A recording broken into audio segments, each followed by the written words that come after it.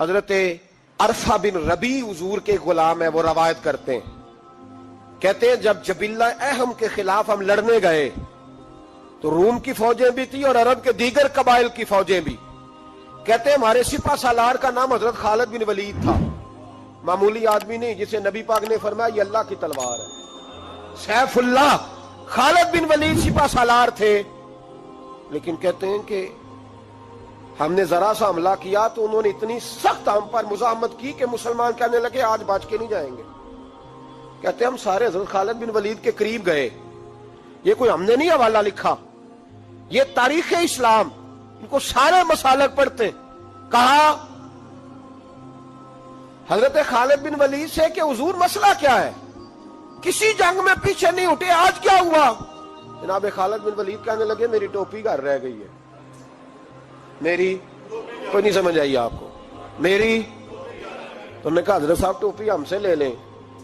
کہنے لگے وہ والی نہیں، میرے والی رہ گئی ہے. کہا ٹوپی کا جنگ سے کیا مطلب ہوا، تلوار سے کیا مطلب ہوا؟ تو آپ فرمانے لگے میں نے اپنی ٹوپی میں نبی پاک کے 3 بال مبارک سیے ہوئے ہیں، 3 منہ مبارک. امت غور کرے اس بات پر، 3 منہ مبارک ہے ٹوپی کے اندر سیے ہوئے. فرمانے لگے تلواریں تو سب کے پاس ہیں، مجھ سے بہادر سیانے بندے بھی ہیں، پر جب میں حضور کے منہ مبارک سر پہ رکھ کے میدان میں نکلتا ہوں تو فرمایا پھر اللہ مجھے ہر میدان میں کامیابیاں عطا فرماتا ہے. یہ نظریہ دیکھو، عقیدہ دیکھو، تبرک کی کوئی نہیں، برکت کی کوئی نہیں. کہاں بیٹھ کے دین پڑھا ہے؟ یا ہمیں سمجھا لو یا پھر ہم سے ایک کام ضرور کرو بھائی، ایک طرف تو آؤ نا. حضرت خالد بن ولید کہنے لگے ٹوپی رہ گئی ہے. صحابہ دلیری دینے لگے کچھ نہیں ہوتا، قربان جائیں. حضرت ابو عبادہ بن جراح کہتا ہے میں مدینے میں سویا ہوا تھا تو نبی پاک مجھے خواب میں ملے. حضور نے فرمایا میرے خالد کے گرد فوجیں چڑھ گئیں، تو یہاں سویا ہوا ہے، اٹھ پکڑ بندے چل پہنچ میدان میں. کہتے میں نے حضرت ابو عبادہ بن جراح کہتے ہیں میں صبح اٹھتے ہی میں نے لشکر تیار کیے، گھوڑے دوڑائے، مدد کے لیے نکلے. جب ہم رستے میں جا رہے تھے تو ایک ہمیں نوجوان ملا گھوڑے پہ، سر پٹ گھوڑا دوڑا رہا ہے اور بڑی اس کی تیزی ہے. کہتے ہم نے آواز دی تو اس نے اور تیز کر دیا. حضرت خالد بن ولید کے میدان کے قریب پہنچ گیا. کہتے میں نے 2 سپاہی دوڑائے، میں نے جا کے کہا اس سے روکو کون ہے. کہتے جب ہم قریب گئے نا اس نے کہا پیچھے ہٹ جاؤ، قریب نہ آنا. کہتے ہم نے کہا تو کون ہے؟ کہنے لگے میں حضرت خالد بن ولید کی زوجہ ہوں، میں ان کی اہلیہ ہوں. تو کہا آپ کدھر جا رہی ہیں؟ کہنے لگی وہ منہ مبارک والی ٹوپی گھر بھول گئے تھے، اور ٹوپی بھول گئے تھے. سارے راز نہیں جانتے، میں بیوی ہوں، میں جانتی ہوں کہ خالد کو کامیابی ملتی تھی مصطفیٰ کے تبرک کی برکت سے. وہ ٹوپی بھول گیا ہے، مسئلہ بن گیا ہوگا. ٹوپی پہ نظر پڑی ہے تو مجھے کوئی اور ملا نہیں تو میں خود دینے جا رہی ہوں.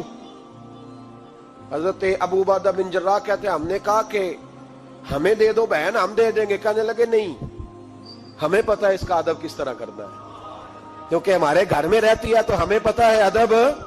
اور یارو اگر یہ ذائقہ ہی نہیں تو پھر تجھے حضور کی عزت کا پتہ ہی نہیں. اگر تو حضور کے تبرک سے آشنا ہی نہیں پھر تجھے پتہ ہی نہیں رسول اللہ کے مقام کا. اقبال کہنے لگے اگر بھاؤ نہ رسیدی تمام بول حدیث، اگر تو حضور کے قدموں تک نہیں پہنچا پھر تو ابو لہب کے کھاتے میں جائیں گی تیری نمازیں. میرے مصطفیٰ کریم سید عالم صلی اللہ علیہ وسلم کی وہ ٹوپی لے کر زوجہ کہنے لگی تمہیں ادب کا نہیں پتا، میں ہی جاؤں گی. کہا چلو. کہتی وہ دوڑی گئی. حضرت خالد بن ولید کہتے ہیں اچانک میری نظر پڑی تو کافروں کی فوج تنی ہوئی تھی، وہ ٹوٹنے لگی اور ایک شاہ سوار دوڑا آ رہا ہے. تو میں نے کہا یہ اکیلا جوان صفے کاٹتا آ رہا ہے، ہم لڑ رہے تھے تو یہ فوج ہم پر چڑھ آئی تھی، اکیلا جوان.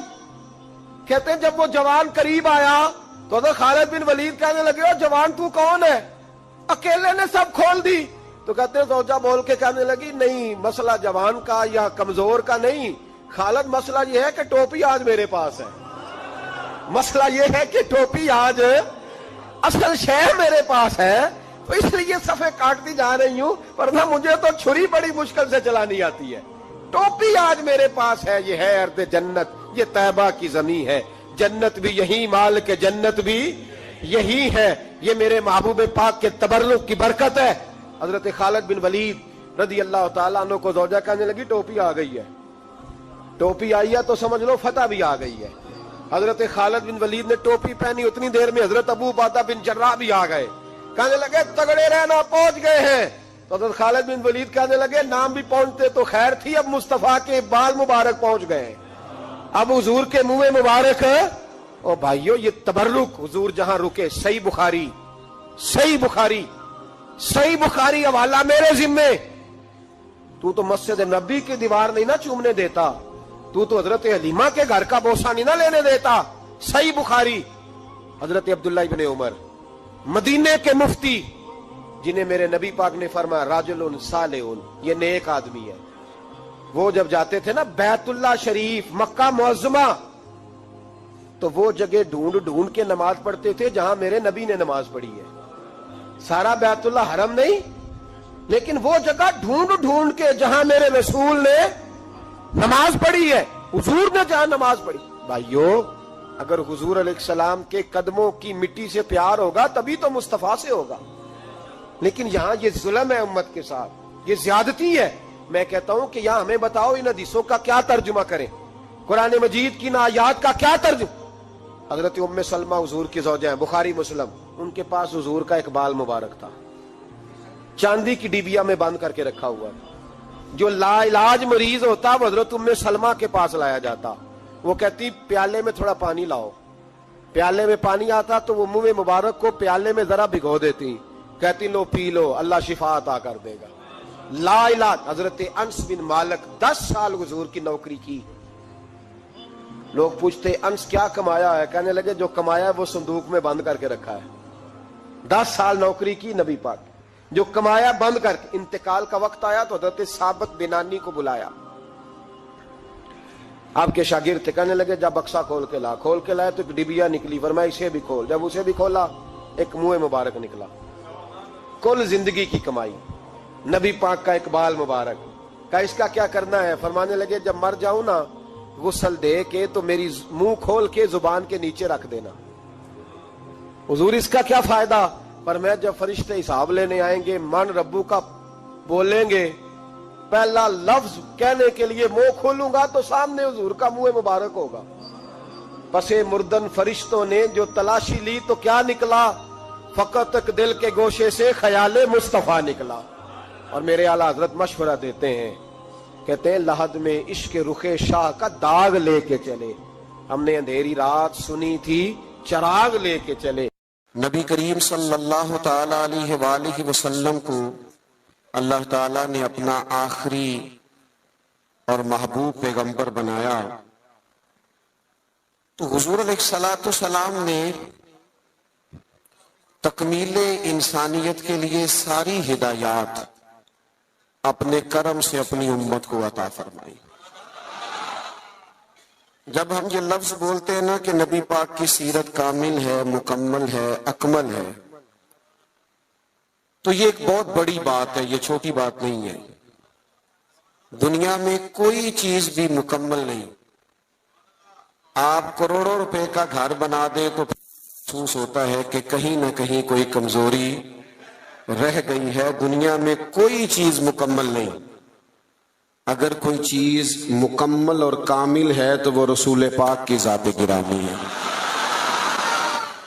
اللہ تعالیٰ نے نبی پاک علیہ السلام کو ہر لحاظ سے کامل، مکمل اور اکمل بنایا، ہر لحاظ سے۔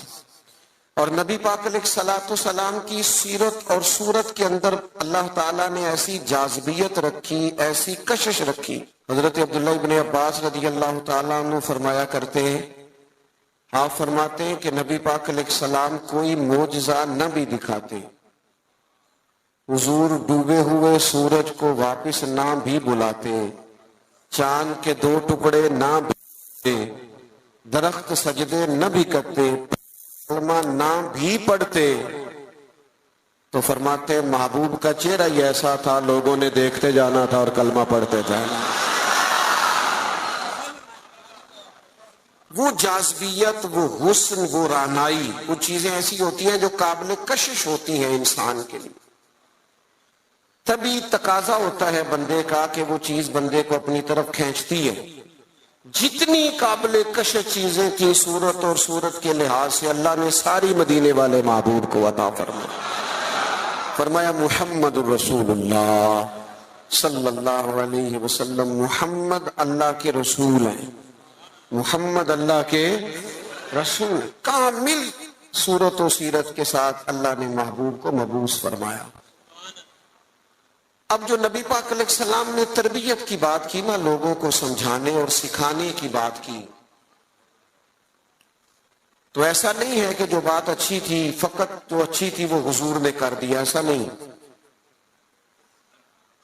بلکہ محبوب فرماتے ہیں میں مکارم اخلاق کی تکمیل کے لیے آیا ہوں، یعنی حضور نے وہ اچھی بات کی ہے کہ اس سے زیادہ اچھی بات ہو سکتی نہیں، آخری درجہ ہے خیر کا، اس سے زیادہ اچھی بات ہو نہیں سکتی۔ اللہ کے محبوب علیہ السلام نے جو تربیت فرمائی لوگوں کی تو وہ تربیت تھی یتلو علیکم آیاتنا ویزکیکم، کہ محبوب تم پر آیتیں پڑھیں گے اور تمہارے باطن کو پاک فرما دیں گے۔ نبی پاک علیہ السلام کے سامنے جو جماعت آئی نا، سب سے پہلے حضور نے جن کی تربیت کی، سب سے جن لوگوں کو نبی پاک علیہ السلام سے فیض لینے کا اور امت میں بانٹنے کا اللہ تبارک و تعالیٰ نے موقع عطا کیا، وہ نبی پاک کے اہل بیت ہیں اور حضور کے صحابہ کرام ہیں۔ جو دنیا کے بہترین لوگ تھے نا، بہترین عقل و خرد کے لحاظ سے، فہم و فراست کے لحاظ سے، تقوی اور روحانیت کے لحاظ سے جو بہترین لوگ تھے، وہ اللہ تعالیٰ نے اپنے محبوب کی غلامی کے لیے منتخب فرمایا۔ انسانی مزاج اس طرح کا ہے کہ اس میں منفی چیزیں زیادہ آتی ہیں، طبیعت اس طرح کی ہوتی ہے کہ شر کو بعضوں کا دل جلدی قبول کرتا ہی مزاج ہوتا ہے۔ حضور علیہ السلام نے فرمایا اللہ تعالیٰ نے دوزخ کو خواہشات سے ڈھانپ دیا، جو چیزیں دل کو طبیعت کو جلدی اپنی طرف کھینچتی ہیں وہ دوزخ کی طرف لے جاتی ہیں، خواہشات نفسانیہ جو ہوتی ہیں، انسان کی طبیعت جلدی مائل ہوتی ہے۔ لوگوں نے جب دیکھا نا کہ ایک بہترین جماعت ہے حضور کے صحابہ اور اہل بیت کی، اور اتنی اعلیٰ جماعت ہے کہ نہ کبھی زمین نے ایسے لوگ دیکھے تھے نہ آسمان نے کبھی ایسے لوگ دیکھے تھے، اور اللہ کے محبوب علیہ السلام کے فیضان نبوت سے یوں اجلے ہوئے ان کے باطن کہ دنیا میں وہ جدھر جدھر بھی گئے نا نور ہی بکھیرتے گئے۔ اب جب لوگوں نے یہ دیکھا نا کہ اتنی اہم جماعت ہے اور اتنا بڑا انقلاب اس نے برپا کر دیا ہے اور اتنی زیادہ انہوں نے اس کے اندر دین کے اندر اور فتوحات کے اندر اضافہ کر دیا، اب شر پھیلانا تو بڑا ضروری ہوتا ہے۔ آپ اگر تھوڑی دیر زیادہ تسلی سے میری بات پر غور کریں تو جب بھی کوئی عالم دین آپ کو کوئی بات سنائے گا یا لکھے، نہیں کہتا کہ ڈائریکٹ حضور سے سنا ہے، وہ کہتے ہیں حضرت ابو ہریرہ سے روایت ہے، حضرت ابو دردہ سے روایت ہے، حضرت عبداللہ ابن مسعود فرماتے ہیں، سیدہ عائشہ صدیقہ فرماتی ہیں، وہ کسی نہ کسی صحابی کا نام لے کے روایت بیان کرے گا۔ آپ کو سمجھ آ رہی ہے میری بات کی؟ دنیا کے اندر سب سے زیادہ محبوب علیہ السلام کے ارشادات موجود ہیں، فرامین موجود ہیں، اور وہ امت پر احسان کیا ہے نبی پاک کے صحابہ نے۔ اب لوگوں نے یہ کیا کہ وہ ڈائریکٹ تو دین کو مشکوک نہیں کر سکتے تھے، انہوں نے اس طرح کیا کہ جو دین کو روایت کرنے والے تھے نا، جو دین کو آگے بیان کرنے والے تھے، ان لوگوں کو مشکوک کرنا شروع کر دیا۔ جب کسی بندے کی شخصیت مشکوک ہو جاتی ہے تو اس کی بات کیسے معتبر رہے گی؟ لوگوں نے چال یہ چلی، زیادتی یہ کی دین کے ساتھ کہ صحابہ اور اہل بیت کی لڑائیاں ثابت کرنی شروع کر دی، معاذ اللہ عداوتیں ثابت کرنی شروع کر دی، اور ان لوگوں کو مشکوک کرنا شروع کر دیا، تاکہ اب ظاہر ہے جب ایک شخص ہی مشکوک ہو جائے گا تو اس کی بیان کردہ بات کیسے ٹھیک رہے۔ تو جب آپ صحابہ اور اہل بیت کے تعلق سے کسی تشکیک کا شکار ہوتے ہیں تو جتنا دین وہ لائے، قرآن مجید کو جمع کرنا شروع کیا تھا حضرت صدیق اکبر نے، اور اس میں بھرپور کردار ادا کیا سیدنا عثمان غنی نے. تو جب آپ ان لوگوں کو ہی مشکوک کر دیں گے تو جو کام انہوں نے کیے وہ کیسے معتبر رہیں گے؟ خدا را دین کو سمجھنا، بات کو سمجھنا. اولین جماعت کے خلاف یہ سازش کی گئی. لوگ تاریخ کی کتابیں کھول کھول کے سامنے رکھتے ہیں اور لوگ جانے کیا کیا لے کے آتے ہیں. میں نے تو اللہ کا قرآن پڑھا ہے. رب قرآن مجید میں فرماتا ہے محمد الرسول اللہ والذین معہ اشداء علی الکفار. فرمایا محمد صلی اللہ تعالی علیہ وسلم اللہ کے رسول ہیں اور ان کے جو ساتھ لوگ ہیں وہ کافروں پر سخت ہیں. رحماء بینہم، آپس میں تو بڑے رحم دل ہیں. تو اللہ کا قرآن کہہ رہا ہے وہ آپس میں رحم دل ہیں، وہ آپس میں پیار کرنے والے ہیں، وہ ایک دوسرے کا احترام. اللہ کا قرآن کہتا ہے رحماء بینہم. میرا خیال ہے جب قرآن کی آیت سامنے آ جائے تو پھر تاریخ کی کتاب کی تو ضرورت نہیں رہتی، پھر تاریخی حوالوں میں الجھنے کی حاجت. اللہ نے کہہ دیا رحماء بینہم، وہ آپس میں مہربان ہیں. ہو ہلکا یاراں تو بریشم کی طرح نرم. رزم حق و باطل ہو تو فولاد ہے مومن. مومن تو آپس میں رحم دل ہوتے ہیں، ایک وجود کی طرح ہوتے ہیں. علامہ اسماعیل لکی رحمت اللہ نے لکھا ہے ایک مقام پہ نا تمام صحابہ بیٹھے تھے. ہمارا ایک مزاج ہوتا ہے کہ ہم عزتیں نہیں دیتے، طبیعت ہوتی ہے. اور کچھ لوگ ایسے ہوتے ہیں جنہوں نے طے کر لیا ہوتا ہے کہ مجھے عزت ملنی ضرور چاہیے. یہ بہت بڑا مشکل کام ہے. بہت سارے لوگ خود اپنے لیے پروٹوکول کا اہتمام کر لیتے ہیں، وہ زیادہ نقصان کا باعث ہوتا ہے. کوئی سیاسی سماجی فلاحی بڑا آدمی آ جائے نا کبھی محفل میں تو وہ گردن اونچی کر کر کے دکھاتا ہے پیچھے کہ لو میں آ بھی گیا ہوں اور نقیب صاحب نے میرا نام ہی نہیں لیا. بہت سارے بندوں کی تعریف نہ کرو تو نیند نہیں آتی بیچاروں. یہ ابھی ہم آ رہے تھے نا، ہم نے اپنے میزبان کو ٹیلی فون کر کے کہا کہ مہربانی کرنا کسی استقبال کا اہتمام نہ کرنا. فقیروں اور وزیروں میں کوئی تو فرق رہنا چاہیے، کوئی تو فرق رہ جائے.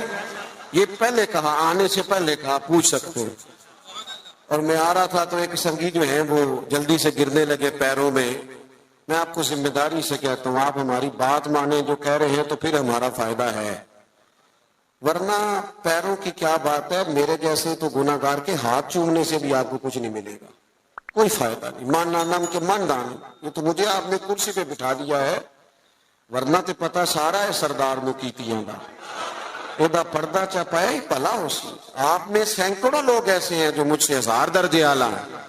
اس لیے کچھ چیزوں سے باہر آ جاؤ، زندگی کو اس کے اصل حسن کے ساتھ جینا شروع کرو، پھر مزہ آئے گا. کیوں؟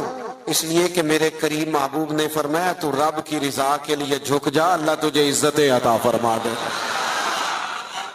اللہ تجھے وقار عطا کرے گا. تو جھک جا اللہ کی رضا. ان چیزوں سے باہر آ جائیں. جو بات عرض کرنے جا رہا تھا، ہم عزت نہیں دیتے. قابل عزت آدمی کو ہمیشہ عزت دیں. اچھا، اس کے دل میں نہیں ہونا چاہیے. سیاستہ میں حدیث موجود ہے، نبی پاک علیہ السلام نے فرمایا جس بندے کی خواہش ہو نا لوگ مجھے اٹھ کے ملے، وہ جہنمی ہے. اس کے دل میں خواہش پیدا ہو جائے کہ لوگ کھڑے ہو کے مجھے ملیں، یہ آپ کو سیاستہ میں حدیث ملے گی. لیکن جو قابل عزت ہو اسے عزت دینی چاہیے. اور میں بڑے زمانے سے کہہ رہا ہوں کسی کو عزت ہمیشہ وہ دیتا ہے جو خود صاحب عزت ہوتا ہے. وہ صاحب عزت لوگ عزت والوں کو عزت دیتے ہیں. بات کی سمجھ آ رہی ہے آپ حضرات؟ علامہ اسماعیل لکی رحمت اللہ لکھا ہے ایک جگہ پہ صحابہ حضور علیہ الصلوۃ والسلام کے ساتھ بیٹھے تھے تو جگہ وہاں بظاہر تھوڑی کم تھی. ڈھیر سارے لوگ بیٹھے تھے حضور کی خدمت عالی مرتبت میں زیارت و ملاقات کا شرف پانے کے لیے. تو ظاہری طور پر وہاں جگہ تھی. حضرت ابو بکر صدیق اکبر افضل البشر بعد الانبیاء بالتحقیق، حضرت صدیق اکبر نہ حضور کے بالکل ساتھ بیٹھے تھے، وہ آج بھی کریم کے بالکل ساتھ ہی ہیں، بالکل حضور کیا مقدر ہیں صدیق و فاروق کے، جن کے گھر رحمتوں کے خزینے میں، بالکل کریم کے ساتھ بیٹھے تھے، بالکل ساتھ۔ اچانک دروازہ کھلا اور جیسے ہی لوگوں نے چہرے اٹھائے تو مولا علی شیر خدا تشریف لے آئے۔ ہر بندہ تیار تھا اٹھ کے استقبال کرنے کو، ہر شخص، لیکن حضرت صدیق اکبر نے نہ کسی کو موقع ہی نہیں دیا۔ سب سے پہلے حضرت ابو بکر اٹھے اور دروازے پر جا کر ان کا استقبال کیا، اور پھر ان کو بازو سے تھام کے لا کے حضور کے قریب بٹھایا اور تھوڑا ذرا سائیڈ پہ ہو کے بیٹھ گئے۔ ساری اسرار صرف تقریروں کے نہیں ہوتے، بعض اوقات عمل سے بھی ایسا نتیجہ نکلتا ہے، عمل کرنے سے بھی، کہ وہ بات کہیں دور چلی جاتی ہے۔ حضرت سیدنا صدیق اکبر اٹھے، بازو تھاما، لا کے مولا کائنات کو حضور کے قریب بٹھایا۔ کسی نے تبصرہ نہیں کیا، محفل کا رنگ ہی بدل گیا، لوگوں کے ذہنوں میں تصور بھی بدل گئے۔ جب کیفیت اور ہو گئی تو اور کیا تبصرہ کوئی کرتا۔ میرے کریم بولے اور حضور فرمانے لگے، دیکھا تم نے میرے ابو بکر نے کیا کیا ہے؟ تم نے غور کیا میرے صدیق نے کیا کیا ہے؟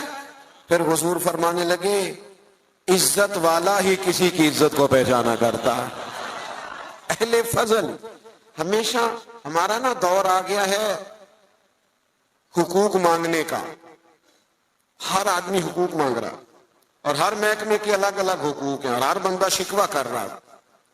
کئی دفعہ مجھے کمزور لگتے ہیں وہ لوگ جو اس طرح شکوے کرتے ہیں۔ ایک جگہ میں دستار فضیلت کے اجتماع میں حاضر تھا تو وہاں ایک صاحب نے بڑے درد سے بات کی کہ لوگ علماء طلباء کی عزت نہیں کرتے، وہ وقار نہیں دیتے۔ میں نے کہا ٹھیک ہے، آپ کی بات بڑی حد تک یہ مسئلہ ٹھیک ہے، لیکن اس کا اظہار کبھی بھی کمزوری کے ساتھ نہ کریں، کبھی سہم کے ڈر کے پیچھے ہٹ کے یہ بات نہ کریں۔ آپ کو کیا ضرورت پڑی ہے اتنا جھوک کے یہ بات کرنے کی؟ آپ تو وہ جماعت ہیں، طالب علم علماء تو وہ جماعت ہے کہ یہ پہلے دن گھر سے نکلتا ہے، ابھی اس نے ایک سپارہ بھی نہیں پڑھا، الف با تا سا بھی نہیں پڑھا، ابھی گھر سے نکلا ہے کہ اللہ کے فرشتوں نے اس کے پیروں کے نیچے بھی دیے۔ تو تمہیں رب رسول کی بارگاہ سے اتنا احساس مل رہا ہے تو ادھر ادھر کیوں دیکھتا ہے؟ یہ کچی بات ہے، کمزور مزدور آدمی نا، کئی دفعہ بعض لوگ ملنے آتے ہیں تو کہتے ہیں آپ کیا کام کرتے ہیں؟ کہتے ہیں جی حضرت صاحب، پیر صاحب، میں نا جی مزدور ہوں۔ میں کہتا ہوں یہ آپ نے جھک جھک کے بات کیوں کی؟ سر جھکا کے آپ نے بات کی میں مزدور ہوں، اس کا کیا معنی ہوا؟ سر جھکا کے وہ بات کرے جس نے کرپشن کی ہے، جس نے مال لوٹا ہے، جو کسی کے پیسوں پہ پلتا ہے۔ تو محنت کر کے دو ہاتھوں سے کما کے کھاتا ہے، تو سار اٹھا کے جیا کر۔ اللہ کے محبوب علیہ الصلوۃ والسلام نے فرمایا سب سے بہترین روزی وہ ہے جو بندہ اپنے دو ہاتھوں سے محنت کر کے کما کے کھاتا ہے۔ اور ساتھ مثال دی حضور نے فرمایا، حضرت داؤد علیہ السلام اپنے ہاتھوں سے محنت کر کے کما کے کھایا کرتے۔ گردن کو جھکا دیتا ہے خیرات کا پتھر، جہاں میں مانگنے والوں کے سر کبھی اونچے نہیں ہوتے۔ تو صحابہ کرام علیہم رضوان کا یہ مزاج رہا کہ آپس میں ایک دوسرے کو عزت دے۔ دوسری بات یہ تھی کہ ان کی زندگیوں میں جو پہلو آپ کو بڑا غالب نظر آئے گا نا، وہ پہلو ہے ان کے مزاجوں کی طبی سادگی۔ سادہ طرز زندگی نا آسان بڑا ہوتا ہے، اور یہ جو طرز زندگی ہوتا ہے نا تھوڑا سا دنیا سے ہٹ کے، یہ مشکل ہوتا ہے۔ یعنی جو بندہ ابھی آ گیا نا چارہ کاٹتا ہوا وضو کر کے چینج کر کے مسجد میں، وہ جہاں بھی جگہ مل جائے خیر ہے، اسے ٹینشن کوئی نہیں۔ اور جس بچے نے 4-5 ہزار دے کے بال سیدھے کرائے ہوئے ہیں، وہ پریشان بھی بڑا ہے کہ میں نے اتنا خرچہ کر دیا، کوئی دیکھ ہی نہیں رہا میری طرف۔ یہ سادہ طرز زندگی بڑا آسان ہوتا، بڑا۔ حضرت مولا علی شیر خدا رضی اللہ تعالیٰ عنہ کوفے کی جامع مسجد کے باہر کھڑے ہو کے فرما رہے، یہ حقیقتیں آپ کو پتا ہے مسائل کتنے بڑھ گئے ہیں ملک کے اندر۔ غریبی کتنی جڑیں پکڑ کے لوگ پیٹرول پہ بحث کرتے ہیں. پیٹرول پہ بحث وہ لوگ کرتے ہیں جن کی گاڑیاں بڑی ہیں. بڑے لوگ بڑی گاڑیوں والے وہ پیٹرول پہ بحث کرتے ہیں. چھوٹا غریب آدمی پیٹرول پہ بحث نہیں کرتا, اس کا پیٹرول سے لینا دینا کچھ نہیں. وہ تو اس بات پہ بحث کرتا ہے کہ یار بس کا کرایہ فی سواری 5 روپے بڑھ گیا ہے, روز دکان پہ جانا ہوتا ہے. اس کا تعلق اور چیز سے ہے. اللہ کرے آپ کو سمجھ آئے میری بات. یہ 15-20% طبقہ ہوتا ہے جو بڑی بڑی باتیں کرتا ہے اکانومی کی اور فلاں فلاں فلاں. آپ لمبی بات کر رہے ہیں. یہاں تو مسئلہ اس بندے کا ہے جس نے صبح روز 25 روپے جانے کے دینے ہیں, 25 روپے اس پر بوجھ پڑتا ہے, اس کا بجٹ متاثر ہوتا ہے, اس کو دشواری ہوتی ہے. تکلیف اس گھر میں ہوتی ہے جس میں رات کو بیوی اپنے شوہر سے کہتی ہے کہ میرا دل نہیں کرتا آپ کو تکلیف دوں, اور صبح جب بچوں نے جانا ہے نا اسکول, کالج, مدرسہ, تو ان کے پراٹھے پکانے کے لیے گھی کوئی نہیں میرے پاس. تو مہربانی سب روگاں دا روگ محمد جس کا نام غریبی, کانڈ ولا کے لنگ جاندے نہیں دوست یار قریبی. یہ سب سے بڑا دکھ ہے. اس ملک میں یہ کس طرح آسان ہو سکتا ہے جب ملک کے اندر سادہ طرز زندگی کو فروغ دیا جائے. سادہ طرز زندگی. جب ایک آدمی بہت موج میں وقت گزار رہا ہے, ایک تکلیف میں وقت گزار رہا ہے, تو کیسے معاملہ ٹھیک ہوگا؟ حضرت مولا علی شیر خدا کرم اللہ تعالی وجہ الکریم کوفہ مسجد کے باہر کھڑے تھے اس حال میں کہ وہ امیر المومنین ہیں, اور ہاتھ میں زرہ پکڑی تھی. اور یہ بات وہ کسی مظلومانہ انداز میں نہیں کر رہے تھے, کسی پریشانی کے عالم میں نہیں کر رہے تھے. جیسے بندہ غریب ہو تو اس کی آنکھوں سے غربت چھلکتی ہے, معاذ اللہ, یہ رنگ نہیں تھا. بلکہ وہ باہر کھڑے ہیں اور بڑے وقار کے ساتھ کہہ رہے ہیں یار یہ میری زرہ کو بندہ خرید لے, میرا طعم زیادہ پرانا ہو گیا ہے, اگر نئے خریدنے کے پیسے ہوتے تو میں زرہ نہ بیچتا. یہ کو بندہ لے لے مجھ سے, یہ لے لے. سادہ طرز زندگی, یہ سمجھے. یہ صحابہ اور اہل بیت کی شان ہے. آپ کو پتہ ہے نبی پاک علیہ السلام نے اپنی اولاد کے لیے دعا مانگی ہے, اے اللہ میری اولاد کو نا بقدر ضرورت روزی دینا. اور حضور دعا مانگتے تھے اے اللہ ایک دن پیٹ بھر کے روٹی دینا اور ایک دن کا فاقہ دینا. ایک دن کا فاقہ بھی حضور نے مانگا ہے. میرا میٹھا کھانا ہی سنت نہیں, فاقہ کرنا بھی سنت ہے. اس پر بھی توجہ کریں. یہ بھی حضور نے دعا مانگی, یہ بھی مانگ کے دیکھے کوئی اپنے لیے, یہ بھی حضور نے مانگی. مہینہ مہینہ چولہا نہیں جلا سیدہ فاطمہ کے گھر میں, مہینہ مہینہ. یہ ہمارے بچے نہیں میدانوں میں جہاد کر سکتے. وہ کیسے جہاد کریں گے جن کا ٹیشو پیپر کوئی اٹھاتا ہے, جن کی گاڑی کا دروازہ کوئی کھولتا ہے, وہ میدان میں کیسے نکلیں گے؟ سیدہ پاک کی اولاد پاک نے میدان میں ڈٹ کے مقابلہ کیوں کیا؟ اس لیے کہ ان کی اماں نے مہینہ مہینہ کھجور سرکے پہ گزارا کرنا سکھایا ہوا تھا. ان کی ماں نے سکھایا تھا 3 دن روزے رکھنے, اور کھجور پانی سے سحری, کھجور پانی سے افطار. جب گھر کے اندر یہ سادگی کا حسن ہونا تو پھر بچوں کو مشکل نہیں ہوتی میدانوں میں کھڑا ہونے. پھر وہ طاقتور ہوتے, اعصابی طور پر مضبوط ہوتے. ہم نے دولت جمع کرنے کے نام پر اپنی اولادوں کو کمزور کر دیا ان لوگوں کے مزاج میں. اور یہی منہج صحابہ کا ہے. حضرت عمر فاروق رضی اللہ تعالیٰ کو بندہ ملنے آ جاتا تھا نا کبھی,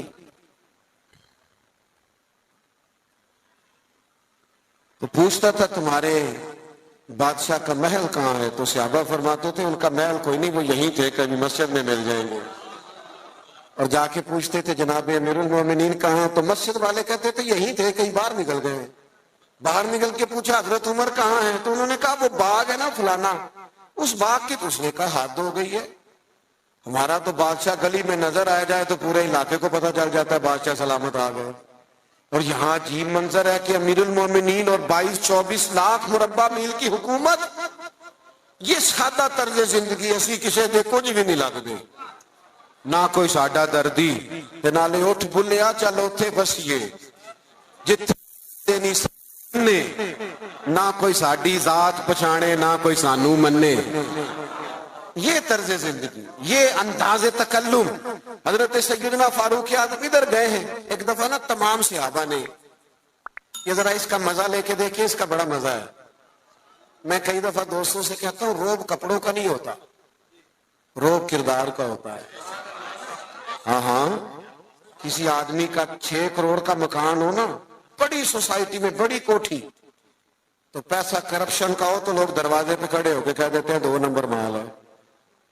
اور بندہ ٹوٹی ہوئی موٹر سائیکل پہ آئے، چھوٹا سا آفیسر ہو، چھوٹا سا ملازم، اور جس کرسی میز پہ بیٹھے وہ بھی ٹوٹے ہوئے ہوں، تو اس کے باہر دفتر کے دروازے پہ بڑے بڑے وزیر سفیر کھڑے ہو کے کہہ رہے ہوتے ہیں یار بندہ بڑا کھڑا ہے، نہ سفارش نہ جائے سنتا ہے، نہ رشوت لیتا ہے. اس کا مطلب ہے روب کپڑوں کا. ہمارے بزرگ تھے نا گجرانوالہ میں حاجی ابو داؤد محمد صادق صاحب رحمت اللہ علیہ، ہم بڑے بڑے لوگوں کو دیکھتے تھے، وہ حضرت سے ملنے کے لیے آتے تو کوشش کرتے پہلے کبھی امامہ باندھ لینا، اگر کوئی گھڑی چین والی ہے تو اتار لینا. اتنی بڑی پجاروں سے بندہ اترا ہے لیکن اپنا لباس ٹھیک کر رہا ہے. اور اپنا اس شخص کا حال یہ تھا، زندگی ساری رکشے میں سفر کیا، مکان مسجد کا، اسی میں زندگی بتا دی. کسی نے 1000 پہ نظر پیش کی تو کہنے لگے میرا تو اتنا خرچہ ہی نہیں، مجھے 50 دے جا گزارا چل جائے گا، تو غریب آدمی ہے، تو لے جا اپنے گھر میں کام کاج چلا. الہی تیرے سادہ دل بندے کدھر جائیں. او عزیز دوست، سادہ طرز زندگی، سادہ، یہ شان ہے صحابہ اور اہل بیت کی. اپنی زندگیوں میں نا یہ اعلیٰ کھانا کھا کے نا، روز مرغن غذائیں کھا کے پھر دوائیاں بھی کھانی پڑتی ہیں. سادی روٹی کھائیں نا. میں نے اپنے ابا جی سے ایک دن پوچھا، میں نے کہا کھانے میں کیا پسند ہے؟ کہنے لگے پتر جے بھوک لگی ہوئے تے اچار دا بھی بڑا ہی مزہ ہے تے چٹنی دا بھی بڑا ہی سواد ہے، تے جے نہ لگی ہوئے تے پھر نخرے، یہ نہیں کھانا یہ نہیں کھانا. بھوک لگ جائے تو پھر سارا کچھ کھانے میں مزہ آتا ہے. حضرت عمر فاروق کو نا میٹنگ کر کے صحابہ نے میٹنگ کر کے کہا، باقاعدہ میٹنگ ہوئی کہ جناب عمر سے کہنا ہے حضرت صدیق اکبر رضی اللہ تعالیٰ عنہ کے دور مبارک تک اتنی وسعت نہیں تھی، اب تو اللہ نے بڑی وسعت کر دی ہے. آپ کو بھی مال غنیمت میں بڑا حصہ ملتا ہے، اور اپنی جگہ حضور کا فرمان بھی بالکل درست موجود ہے کہ اللہ نعمت دے تو اثر دیکھنا پسند کرتا ہے. آپ کا کرتا کوئی پرانا پھٹا ہوا، اتنے پیبند ہیں کہ اب پیبند لگنے کی بھی جگہ نہیں. عمر سے کہنا کرتا نیا لے لیں. سب نے کہا بالکل کہنا چاہیے یار، بڑے بڑے وزیر ملنے آتے ہیں، بڑے بڑے ملکوں کے سفیر آتے ہیں، تو عمر سے کہنا ہے. سب کہنے لگے کہنا چاہیے کہنا چاہیے. ایک صحابی بولنے کہنے لگے چلو پھر اس بندے کا نام بھی بتاؤ جو عمر سے بات کرے گا.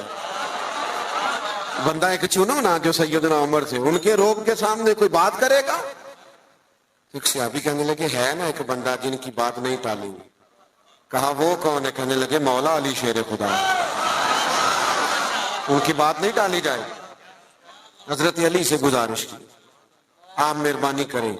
حضرت عمر سے کہیں. جناب علی کہنے لگے بات تمہاری ٹھیک ہے، کرتا نیا لینا بھی چاہیے، اور اللہ نعمت دے تو اثر دیکھنا پسند کرتا ہے، اور عمر سے کہنا بھی چاہیے، اور یہ بھی ٹھیک ہے، میں کہوں گا تو عمر مان لیں گے. لیکن چونکہ میں ہم راز ہوں، میں طبیعت جانتا ہوں، میں کہوں گا تو مان لیں گے، پر یہ والی بات میں نے بھی کوئی نہیں کرنی. کوئی اور کہو تو کرا دیتا ہوں، یہ والی نہیں میں نے کرنی. ہاں پھر کوئی رستہ ہی بتا دیں. تو حضرت علی کے پاس رستے تو سارے ہیں نا، جانتے تو سارے ہیں نا. وہ باب مدینہ العلم ہے.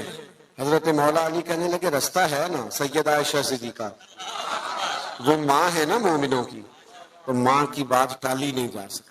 ماں تو ماں ہوتی ہے. سیدہ عائشہ صدیقہ رضی اللہ تعالیٰ عنہ سے کہا آپ کہیے. تو سیدہ فرمانے لگی ٹھیک ہے. فوراً حکم دیا جناب عمر آئیں.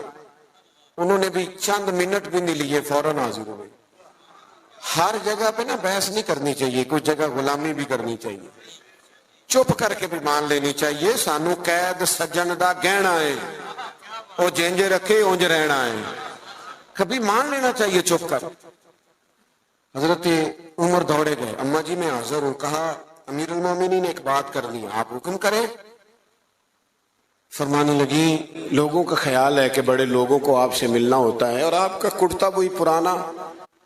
اللہ نے وسعت دی ہے مسلمانوں کو, آپ کے حصے میں بھی مال غنیمت میں سے حصہ آتا ہے, پر آپ گھر سے نکلتے ہیں اور مسجد سے نکلتے ہیں اور گھر جانے تک سارا تقسیم کر دیتے.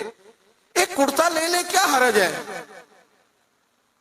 کوئی بات نہیں, کوئی تفصیل نہیں, کچھ نہیں. حضرت عمر چپ کر گئے. کہنے لگے اماں جی آپ کا حکم آ گیا, شام سے پہلے پہلے لے لوں گا. ہاں ہاں, سانو قید سجن دا گہنا ہے, وہ جنج رکھے ایسا اونج رہنا, یہ حضور کی نسبت ہے, اس کا اکرام ہے. میں شام سے پہلے لے لوں گا, لیکن اگر آپ اجازت دیں تو ایک بات کر لوں چھوٹی سی. سیدہ کہنے لگی عمر کر لے.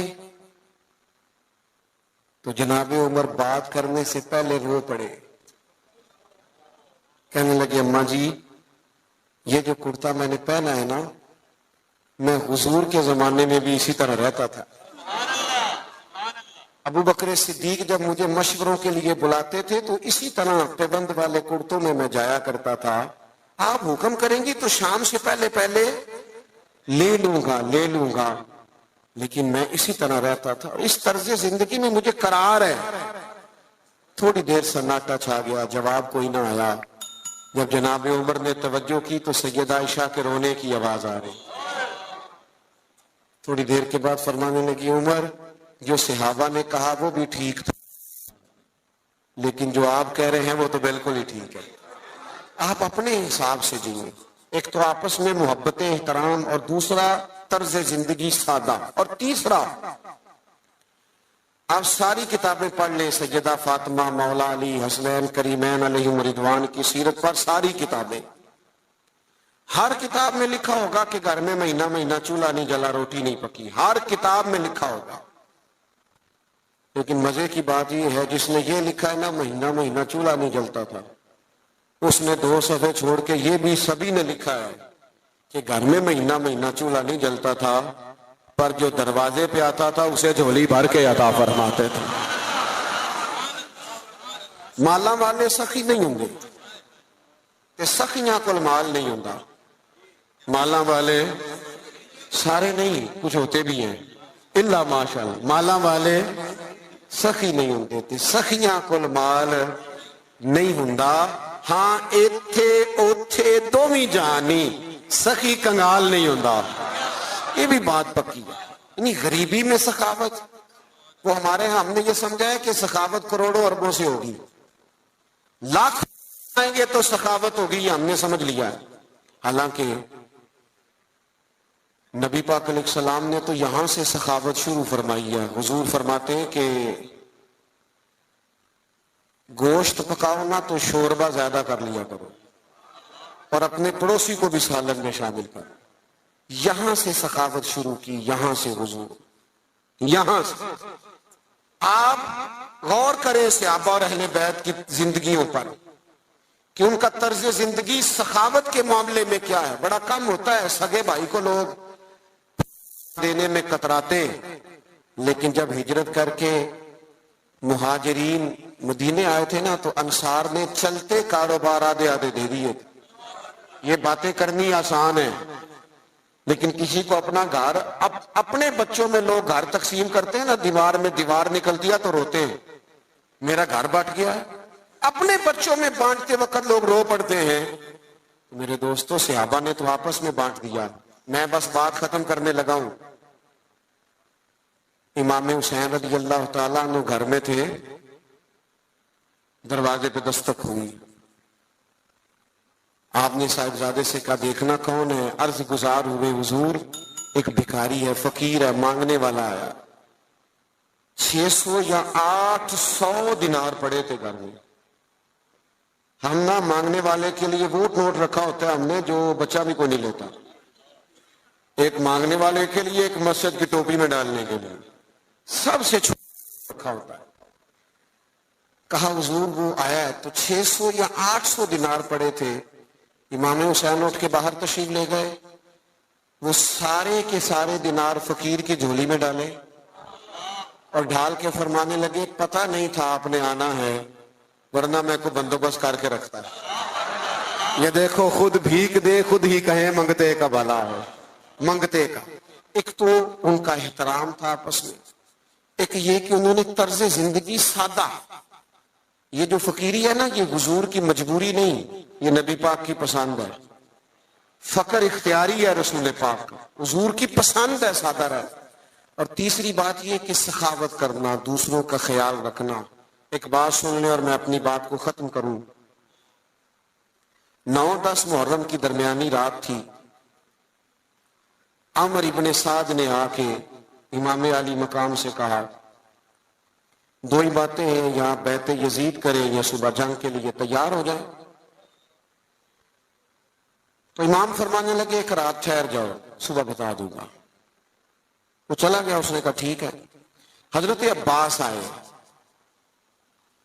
حضرت عباس رضی اللہ تعالیٰ عنہ عرض گزار ہوئے, بھائی جان میرے آقا, فیصلہ آپ کا مجھے پتا ہے صبح کیا ہونا ہے. فیصلہ ابھی بھی یہی ہے اور صبح بھی یہی ہے کہ آپ نے بیعت تو کرنی نہیں, ہونی تو جنگ ہے. تو آپ ایک رات کا آپ نے کہہ دیا, یہ عجیب سے لوگ ہیں, پتہ نہیں کیا سوچیں گے. تو امام حسین فرمانے لگے, عباس تیرا کیا خیال ہے, میں نے سوچنے کے لیے ٹائم لیا. کہ حضور پھر کس لیے لیا ہے؟ فرمانے لگے عباس, یہ جملہ یاد رکھنا. کہنے لگے عباس تجھے پتا ہے نا کہ حسین کو سجدوں سے بڑا پیار ہے. سجدوں سے پیار ہے. فرمایا ایک رات اس لیے لی ہے کہ ذرا رج رج کے اپنے رب کو سجدہ تو کر لیں. تو 4 باتیں آج کی نشست میں. ایک تو ان کا احترام, قرآن نے کہہ دیا رحماء بینہم. اور دوسری بات یہ کہ ان سے زندگی گزارنا سیکھیں, سادہ ہو جائیں. اور تیسری بات یہ کہ اپنے بھائیوں کا یہ غریب جو ہوتے ہیں نا, یہ سیانے نہیں ہوتے, کیونکہ سیانے ہونے کے لیے بھی پیسوں کی ضرورت ہوتی ہے. جدے گھر دانے وہ دے, غریب سیانے نہیں ہوتے, اس لیے غریبوں کے لوگ شکوے بھی زیادہ کرتے ہیں. سیانے کیوں نہیں ہوتے؟ آپ نہیں سیانے پھر بھی پیار کریں, ان سے محبت کریں, ان کے حق میں اپنے دلوں کو نرم کریں. اور تیسری بات یہ کہ اپنے دوستوں کو, اپنے رشتہ داروں کو ضرور صلہ رحمی سے نوازیں. اور چوتھی بات یہ کہ سجدے کا, عبادت کا ذوق پیدا کریں. اچھا نہیں لگتا بزم میں تیزی سے آنا اور چلے جانا, لیکن ہم مجبور لوگ ہیں. ہم ایک جگہ پہنچ رہے ہوتے ہیں تو دوسری جگہ سے فون آ رہے ہوتے ہیں, وہ یہ بھی نہیں پوچھتے نکلے ہو کہ نہیں, وہ پوچھتے ہیں پہنچے کتنے ہو. تو یہ اسی محبت میں یہ ٹائم سیٹ ہو گیا تھا. پروگرام آگے چلے گا کیا؟ محفل ابھی چلے گی نا محفل. سید صاحب قبلہ موجود ہے. ایک بات اپنے ذہن میں اچھی طرح رکھیں, محفلیں سرکار کی ہیں, بندے آتے جاتے رہتے ہیں. میں دیانتداری سے کہہ رہا ہوں آپ کو, اور پہلے بھی کہہ چکا ہوں, پھر کہتا ہوں, ہم نظریات کے قائل ہیں, شخصیات کے قائل ہیں. قطعاً محفل کا ماحول آپ خراب نہ کریں. آپ اگر محفل میں اطمینان سے بیٹھیں گے تو اللہ کے گھر میں باوضو بیٹھو, مجھے تسلی ہوگی قلبی طور پر.